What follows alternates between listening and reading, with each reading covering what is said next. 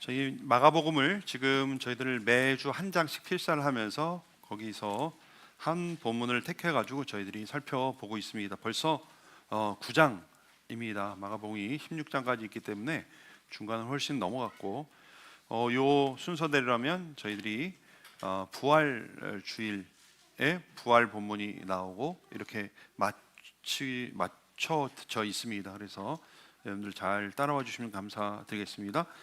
마가복음 필사 벌써 마치신 분들 계시다는 소식을 벌써 듣습니다. 여러분들 감사합니다. 서로 많이 격려해 주시고요. 네. 오늘 말씀은 예수님이 소위 변화산에서 있었던 일을 기록하고 있습니다. 이 변화산이 어디냐? 오늘날 봤을 때 어떤 사람은 나사렛 근처에 있는 다볼산이다. 이게 원래 원 발음에 좀 가깝게 발음을 하면 타보르산입니다. 타보르산, 우리가 여름에 수련회 가는 타보르산이라고 보는 사람이 있고, 혹은 저 북쪽에 헐몬산이라고 보는 사람이 있습니다. 근데 어느 산인가가 중요하지는 않습니다. 어느 산이든 이 변화산은 구약과 신약이 만났던 산이고 하늘과 땅이 만났던 산이었습니다. 기록에 의하면 오늘 말씀해 보니까 베드로, 야고보, 요한과 함께 오르셨는데, 이것을 누가복음은 좀 더 자세히 기록하고 있는데, 오르실 때에 기도하러 올라가셨다. 그러니까 예수님이 어떤 특별한 일을 하려고 올라가신 것 같지 않고, 아마 베드로와 안드레, 요한 하는 이런 수제자들과 같이 평소에 하시던 대로 아마 기도하러 올라가셨던 것 같습니다. 근데 그때 정말 이전에도 없었고 이후에도 없었던 일이 일어납니다. 그때 구약의 위대한 두 인물 모세와 엘리야가 천상에서 내려와서 예수님이 계신 곳으로 내려왔습니다. 그리고 마치 예수님이 침례받을 때처럼 하늘문이 열리면서 하늘로부터 하나님이 이는 내 사랑하는 아들이다, 이렇게 말씀하셨습니다. 이것은 하나님의 아들임을 인증해주는, 강력하게 인증해주는 그런 사건이었죠. 원래는 원칙적으로 이런 일이 일어날 수가 없습니다. 죽고 나서 천국이나 지옥에 간 사람이 다시 이 땅에 내려오는 일은 없습니다. 그러나 하나님께서 예수 그리스도께서 십자가의 길을 가시기 바로 직전에 그 길을 격려하시기 위해서 특별히 허락하신 것이라고 이렇게 보고 있습니다. 자, 그런데 놀랍지도 않은 사실은요, 누가복음에 의하면 제자들은 같이 가서 졸고 있었습니다. 그것도 보니까 깊이 졸다가 잤어요. 여러분, 우리가 조는 사이에 벌써 설교 시작하는데 조시는 분 계세요. 조는 사이에 놀라운 일이 일어날 수 있어요, 여러분. 정말 우리가 잠든 사이에 위대한 역사가 일어날 수 있습니다. 우리 늘 깨어 있어야 돼요. 졸다가 제자들이 깨어보니까 하늘의 영광이 임한 걸 봤어요. 그것이 너무나도 영광스럽고 황홀한 그런 광경이었기 때문에 베드로가 뭐라고 얘기하냐면, 늘 베드로는 빨라요. 이렇게 생각보다 말이 빨라요. 그래서 예수님, 여기 그냥 눌러 앉읍시다. 초막 셋을 짓겠습니다. 여기 영원히 거하십시오. 우리도 여기 살겠습니다. 이렇게 얘기합니다.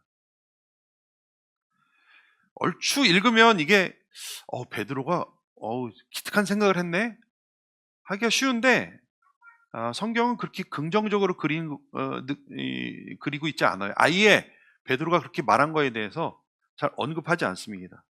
오히려 누가복음 이렇게 기록을 보면 막 정신 없어가지고 그냥 아무 말 대단치 한 걸로 이렇게 기록하고 있어요.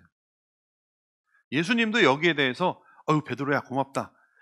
자, 말은 고마운데 이렇게 얘기하지 않고 아예 반응을 안 보이세요. 오히려 본 것을 함부로 말하지 말아라, 이렇게 말씀하시고 변화선을 내려오십니다. 이어서 있었던 일은 오늘 읽은 본문과 같습니다. 변화산에서 내려오시니까 그 밑에는 소동이 한바탕 일어나고 있었습니다. 남아있는 제자들이 귀신 들린 소년을 고치려고 하는데 고쳐지지가 않는 거예요. 그러니까 주변에 구경 온 사람들이 실망 반, 비난 반으로 그들을 바라보고 있었던 것입니다. 그때 예수님이 내려오셔서 그 광경을 보시고 한탄하셨어요. 이 믿음 없는 세대요. 믿음 없는 세대다. 읽을 때마다 이 예수님의 말씀은 저를 향한 말씀 같습니다. 이 믿음 없는 세대요. 하시면서 한탄하시면서 아이를 데려와라 말씀하십니다. 그러니까 그 아이 아버지가 할 수만 있으시면 좀 고쳐주십시오 이렇게 얘기합니다. 그러니까 예수님이 그때 유명한 말씀하셨죠. 할 수 있거든이 무슨 말이냐? 믿는 자에게는 능치 못할 일이 없느니라 하시면서 고쳐주셨어요.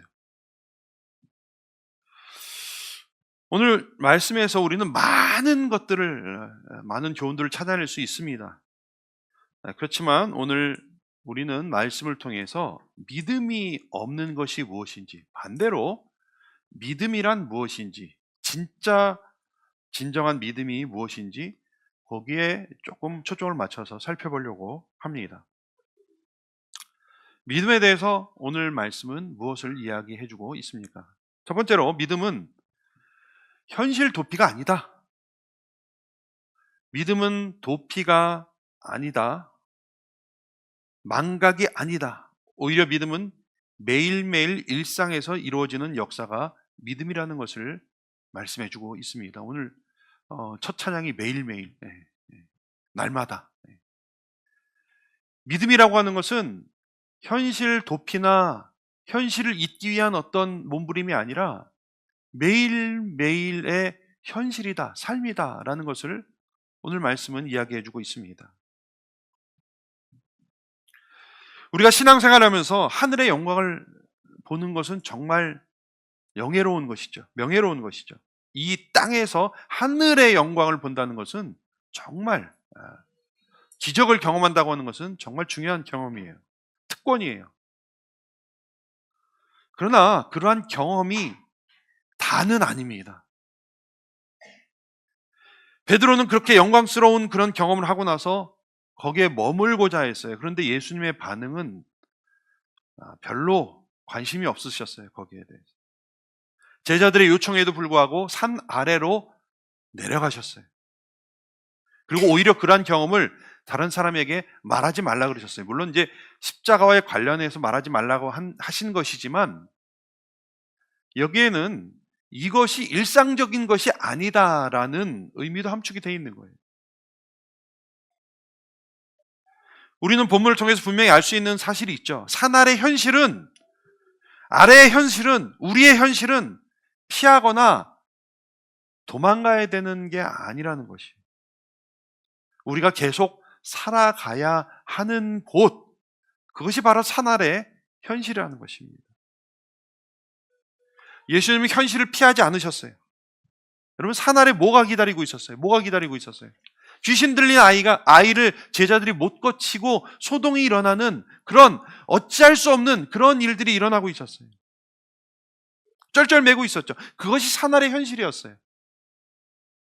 무엇보다도 예수님의 경우 산 아래에서 뭐가 기다리고 있었냐면 십자가의 길이 기다리고 있었어요. 고통과 고난을 당한 후에 인류의 모든 죄를 지신 그리고 죽을 수밖에 없는 그 십자가의 길이 기다리고 있었다고 하는 것입니다. 그냥도 내려가기 싫은데 내려가면 내가 십자가의 길을 가야 된다고 생각할 때 그 길을 가고 싶었을까? 그러나 예수님은 제자들의 말에 전혀 반응하지 않으시고 산 아래로 내려가셨어요. 예수님은 그것이 바로 기독교 신앙이라고 하는 것을 알려주신 거예요, 저희에게. 하늘의 영광도 좋은 것이지만 우리는 십자가의 길을 걸어야 돼요. 그것이 우리의 믿음 생활이라고 하는 것입니다.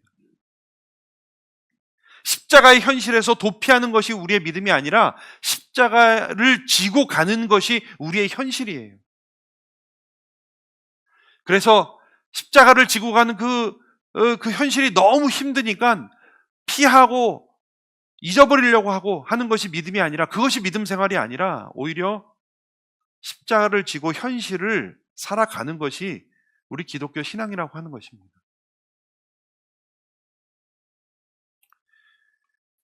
칼 막스가 종교는 아편이다 이렇게 얘기했어요. 여기서 종교는 기독교예요. 기독교는 마약이라는 것이. 당시 기독교가 현실 도피적이고 현실과 유리된 종교라는 것을 그렇게 비꼬아서 얘기한 것이죠. 그러면 기독교는 마약이 아닙니다. 물론 기독교에 신비적인 요소가 있어요. 기독교 신앙 자체, 십자가, 믿음, 구원, 이 모든 것이 사실은 신비죠, 신비. 우리 인간이 이해할 수 없는 신비예요. 그러나 기독교는 신비주의가 아닙니다. 이 세상의 현실과 분리된 상상이나 환상 속의 종교가 기독교는 아닙니다.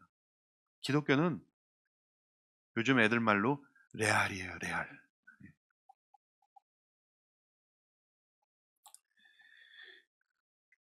제가 고등학교 때 소설을 하나 읽었는데, 고등학교 공부는 안 하고 소설을 많이 읽었어요. 갈매기의 꿈이라고 유명한 소설을 쓴 리차드 마크라는 사람이 있어요. 그 사람이 그 이후에 소설을 하나 썼는데, 일루전, 환상이라는 책을 하나 썼어요. 그 굉장히 제가 아주 깊이 감명받은 책이에요. 사서 읽으실 필요는 없어요. 반기독교 서적입니다.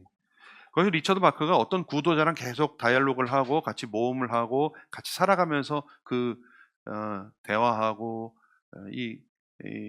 거기서 이제 주인공이 이제 도널드 시모다라고 하는 구도자예요. 근데 결국 그 책에서 말하는 게 이거예요. 이 세상은 모두 다 환상이다, 일루전이다. 그래서 빨리 환상을 끝내고 다음 세상이 실제로 가야 된다. 이런 내용이에요. 1977년도에 출판이 됐는데 우리나라에는 한 80년도 초반에 번역이 됐는데, 이게 어떻게 보면 그 뉴에이지의 아주 거의 효시와 같은 책 같은 거예요. 그 소설 그리고 뉴에이지류에서 볼 수 있는 전형적인 세계관이 뭐냐? 지금 현실은 환상이라는 거예요. 이거 빨리 여기서 탈출해야 된다는 거지. 아니, 뉴에이지뿐만 아니라 세상의 거의 모든 종교가 그런 세계관을 가지고 있습니다.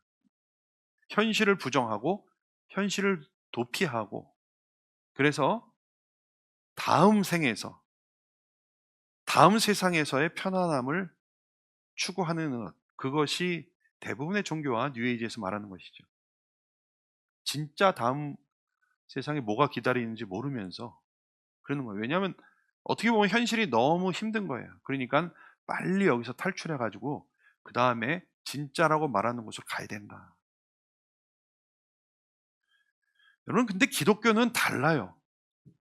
기독교 신앙은 그런 것이 아닙니다. 기독교는 환각의 일루전의 종교가 아니에요. 저세상적이지도 않아요. 기독교는 지속적인 추구가 기독교의 기본 정신이에요.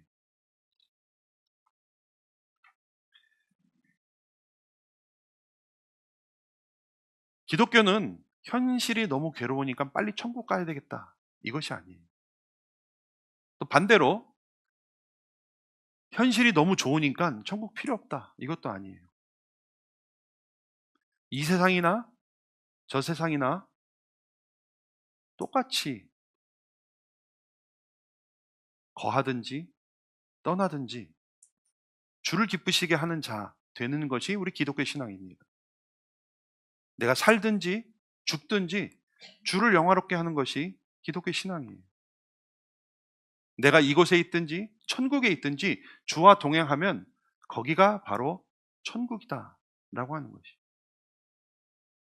그러니까 기독교 신앙은 절대로 현실 도피적이지 않습니다. 오히려 반대로 굉장히 현실에 충실한 종교가 기독교 신앙이에요. 오늘 말씀은 그것을 말해주고 있습니다. 오늘 말씀은 기독교는 현실 도피가 아니다, 현실적인 종교라고 하는 것이에요.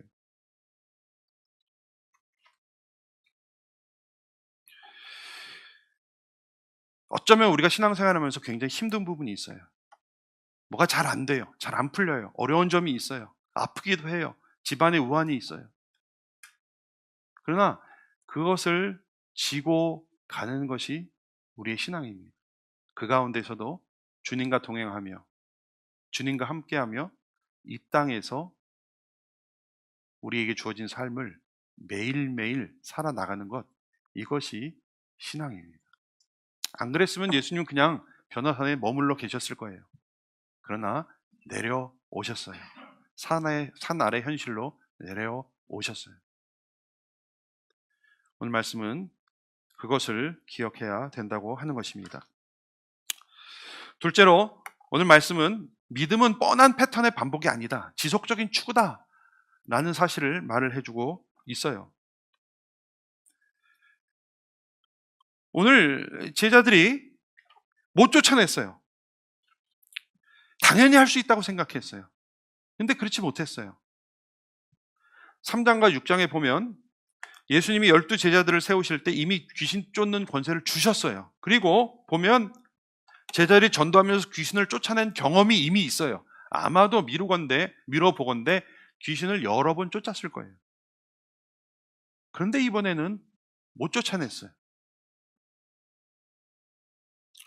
우리는 여기서 신앙이라고 하는 것은 정형화된 공식이 아니라는 사실을 우리는 발견합니다. 영적인 전쟁은 한 번 이겼다고 다음번에 당연히 이기는 것이 아니란 말이에요. 똑같은 문제, 똑같은 시험이 오더라도 전에는 잘 이겨냈지만 이번에는 못 이길 수도 있다는 사실을 우리가 겸손하게 인정해야 됩니다. 따라서 우리는 거룩한 긴장을 유지해야 돼요. 날마다 나 자신을 쳐서 복종시키고 늘 죄와 악이 나를 도사리고 있고 사탄이 우는 사자같이 두루 삼킬 자를 찾고 있다는 그런 영적인 긴장이 우리 가운데 있어야 되는 것입니다. 우리는 항상 이길 수가 없어요. 지난번에 이겼다고 또 이길 수가 없어요. 그런 뻔한 패턴이 우리의 신앙이 아니에요. 그렇게 항상 이기지 못하는 이유가 여러 가지 있겠죠. 첫째는 사탄이 포기하지 않기 때문이에요. 지속적으로 공격하기 때문일 것입니다. 사탄이 일평생, 예수님 평생 동안 그 곁에서 맴돌면서 예수님을 쓰러뜨리려고 했는데 오늘 우리는 말할 것도 없어요. 더 교묘하고 더 지혜롭게 우리를 쓰러뜨리려고 지속적으로 우리를 넘어뜨리려고 하기 때문에 우리는 10번 찍어서 안 넘어가는 나무가 없겠죠. 우리는 쓰러질 수밖에 없어요. 혹은 우리가 교만해서 그럴 수도 있어요. 한두 번 영적인 전쟁에 이겼다고 교만해서 방심하다 넘어질 수 있습니다. 마치 이런 거죠. 요단강을 건너서 여리고성, 그 견고한 여리고성을 손쉽게 무너뜨렸는데 그 다음에 이름도 없는, 지금 터도 남지 않았어요. 이름도 없는 아이성과의 전투에서 패배한 것 똑같습니다. 이같이 우리가 만심하기 때문에 우리는 같은 시험에도 넘어갈 수 있는 것이죠. 근데 아무튼 원인이 여러 가지가 있겠습니다만 우리의 신앙은 뻔한 패턴의 반복이 아니며 하루하루를 또 버텨내고 하루하루를 또 연습하며 하루하루 또 거룩해져 가는 것이 우리의 신앙생활이다는 것을 오늘 말씀은 저희들이 가르치고 있는 것입니다. 믿음은 지속적인 추구이고 지속적인 싸움입니다. 저는 이 사실이 너무 괴로웠어요. 사실은 너무 의아스럽고. 교수님, 제가 그래서 교수님 찾아가서 한번 물어봤어요. 교수님, 제가 지난번에는 잘 이겨냈는데 이번에는 졌습니다. 어떤 죄는 제가 아예 떨쳐버릴 수도 있는데 어떤 죄는 잘 이겨나가다가도 또 무너집니다. 교수님, 제가 정말 매일 조금씩이라도 거룩해져 가기는 하는 건가요? 교수님이 명답을 주셨어요. 아이템마다 다르다. 죄는 아이템마다 다르다. 어떤 죄는 쉽게 이겨낼 수 있다는 거예요. 어떤 거는 쉽게 떨쳐낼 수 있어요. 그러나 어떤 죄는 정말 떨쳐내기 힘든 죄가 있고 한 번 이겨도 그 다음에 또 쓰러지는 그런 죄가 있다는 것이. 죄마다 다른 것이다. 그러니 어떤 죄를 쉽게 이겼다고 다른 죄도 그렇게 쉽게 이길 것이라고 생각하면 안 된다는 거예요. 혹은 한 번 이겼다고 다음번에 또 이긴다는 보장은 없다는 거예요. 평생 싸워 나가야 하는 것이 죄다. 들으면서 약간 맥은 빠졌어요, 사실은. 그렇지만 약간 쉬프트해서 생각하면서 이것은 마치 만나의 원리와 같지 않나 이런 생각을 해봤습니다. 아무리 만나를 많이 쌓아놓아도 그 다음날 다 썩어버리기 때문에 다시 모아야 하는 것과 같지 않나. 그것이 혹시 영적인 원리가 아닌가 생각해 봅니다. 그래서 주님이 일용한 양식을 구하라고 한 것이고 우리는 매일매일 은혜를 쌓아놓고 사는 것이 아니라 매일매일 새로운 은혜로 사는 것이 아닌가 이렇게 생각했습니다. 예레미야가 주의 인자는 끝이 없다고 찬양을 했어요. 주의 인자와 긍휼이 무궁하다고 했습니다. 이것도 너무 은혜롭습니다. 그런데 그것이 아침마다 새롭다. 그런 성실하신 주님에 대해서 묵상할 때 이것이 더 또 큰 은혜인 것 같습니다. 날마다 새로우신 주님이 날마다 새로운 은혜를 주시기 때문에 우리도 날마다 새롭게 싸워 나갈 수 있는 것 같습니다. 그런데 조금 더 묵상을 해보니까 믿음이 뻔한 패턴의 반복이 아니라는 사실이 제게는 더 나은 것 같아요. 무슨 말이냐면 뻔한 패턴의 반복이었다면 저는 T예요, T. 그래가지고 막 익숙해지고 막 지루해지고 그럴 것 같아요. 그래서 안일해질 것 같아요. 교만해질 것 같아요. 여러분 이런 얘기 들어보셨어요? 우리나라 고속도로를 닦을 때 70초 이상 직진하지 못하게 만들어놨대요. 아세요? 네, 저는 항상 욕했어요. 아유, 이거 똑바로 만들었지 왜 여기서 이렇게. 혹은 2.3km마다 일부러 곡선 구간을 만들어 놓는다 그래요. 왜 그러냐면 똑바로 가면 이제 졸다가 사고가 더 많이 난대요. 그래서 일부러 이렇게 곡선으로 만들어 놓는다고 합니다. 저는 믿음이 뻔한 패턴의 반복이 아닌 이유도 그런 것이 아닌가 생각해 봅니다. 그래서 위기도 주시고 예외도 주시고 졸지 않고 깨어 있으라 말이죠. 한번 되었다고 반드시 다음에 또 된다는 것은 믿음이 아닙니다. 믿음은 그런 뻔한 반복이 아닙니다. 그거에 대한 기대가 믿음이 아닙니다. 아침마다 새로우신 성실하신 주님처럼 매일매일 성실하게 추구하며 싸워 나가는 것이 믿음이라고 하는 사실을 오늘 말씀은 저희들에게 가르쳐주고 있는 것이죠. 세 번째로 오늘 믿음은요, 기도함으로 현실이 된다는 사실을 알려주고 있어요. 기도하지 않는 것은 믿음이 없는 것이다. 기도하지 않는 것은 이론에 불과하다.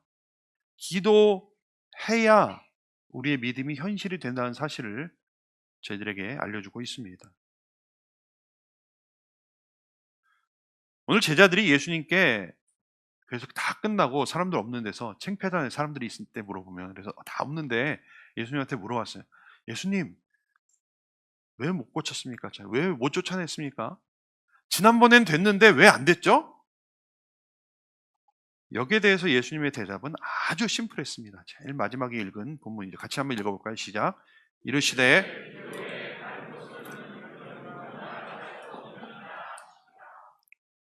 예수님 아주 심플하게 대답하셨어요. 기도하지 않아서 그렇다.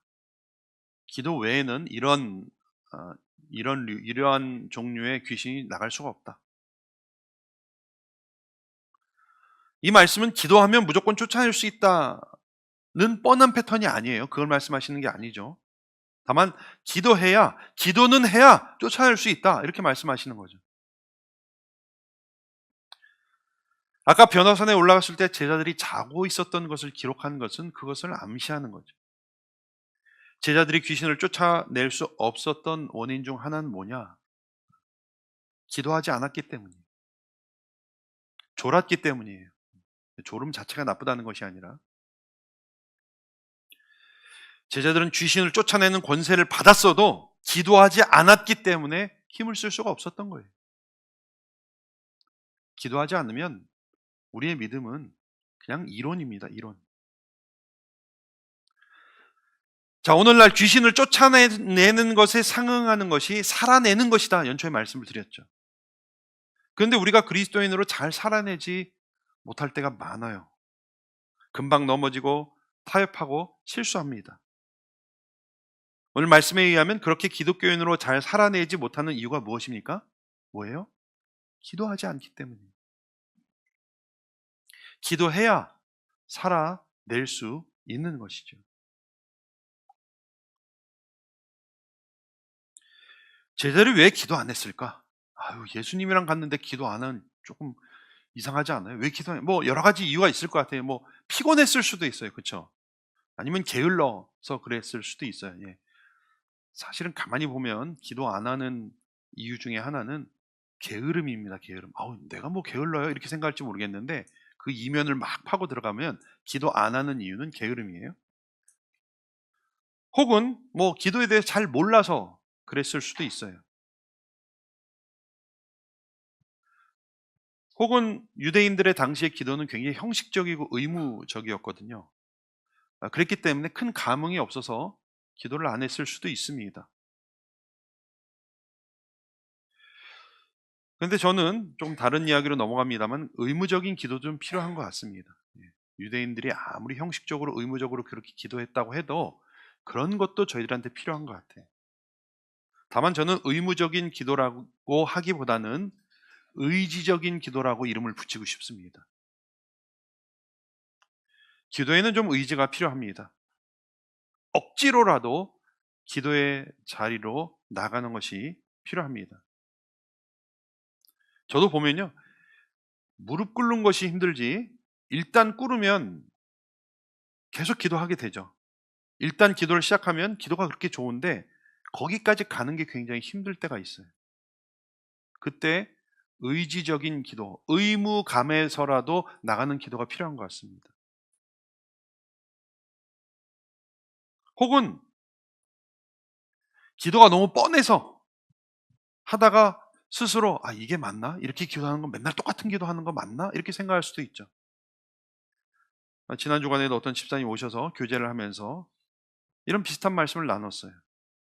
매일 달라 이렇게 구하는 기도만 계속 하다 보니까 이게 맞나 하신다는 거예요.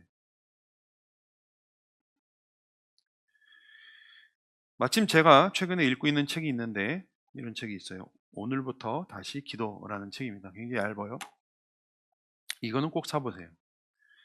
고민하신 집사님께 이 책을 드렸습니다. 가끔 찾아오시면 이렇게 제가 드립니다. 저자는 이 책을 시작하면서 그리스도인들이 왜 기도 안 하는가, 왜 안 하는가 했을 때 이런 얘기를 했어요. 기도 안 하는 이유 중 하나는 기도가 뻔하고 진부한 일에 관해 진부하고 뻔한 말을 반복하는 것처럼 느껴지기 때문이다. 그런 얘기를 해요. 그리스도인들이 기도를 왜 안 하냐? 아예 안 하는 건 아니죠. 하죠. 근데 하다 보면은 이런 딜레마에 빠지는 거예요. 뻔하고 진부한 일에 관해 진부하고 뻔한 말을 반복하는 것처럼 느껴지기 때문에 안 한다는 것이. 어떠세요? 공감이 가세요? 근데 그때 그 저자는 곧바로 이렇게 얘기해요. 아니다. 진부하고 뻔한 일에 관해 기도하는 것은 지극히 정상이다 라고 하면서 격려를 해요.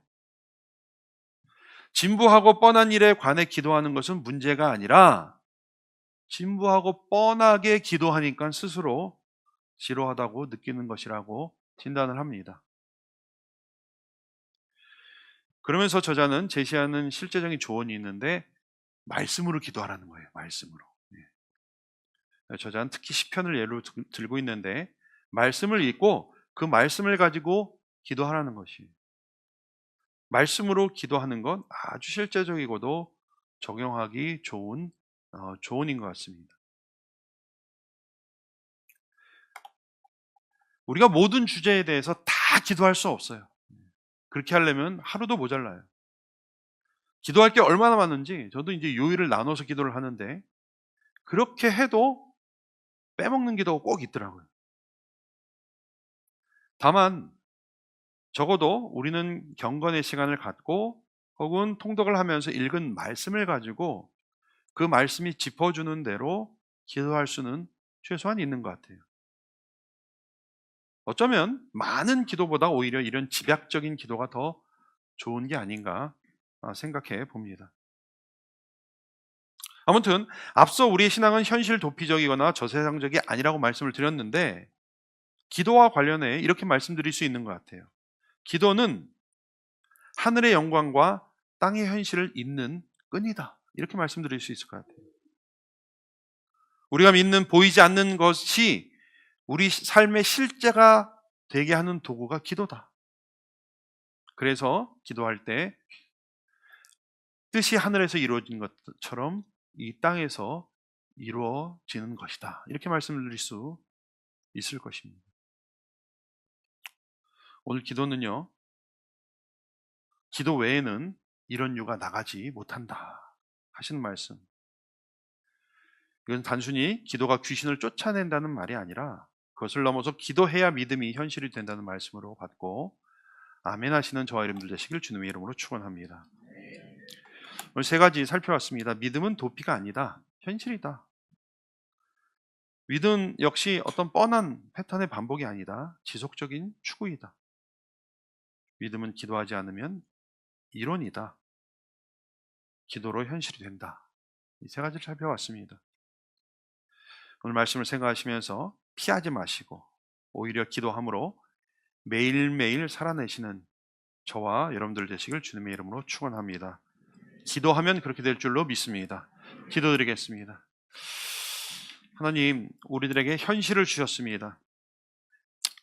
이 현실을 주님 가신 대로 우리의 십자가를 지고 살아내는 저희들 되게 하여 주시옵소서. 때로는 힘들고 어렵고 먼 것처럼 느껴지지만 그러나 기도함으로 주께서 주신 힘으로 이 길을 걸어 나갈 때 뜻이 하늘에서 이루어진 것처럼 우리의 삶을 통해서 이 땅에서도 이루어질 줄로 믿습니다. 그런 우리의 삶이 될 수 있도록 붙들어 주시옵소서. 예수님의 이름으로 기도드리옵나이다. 아멘.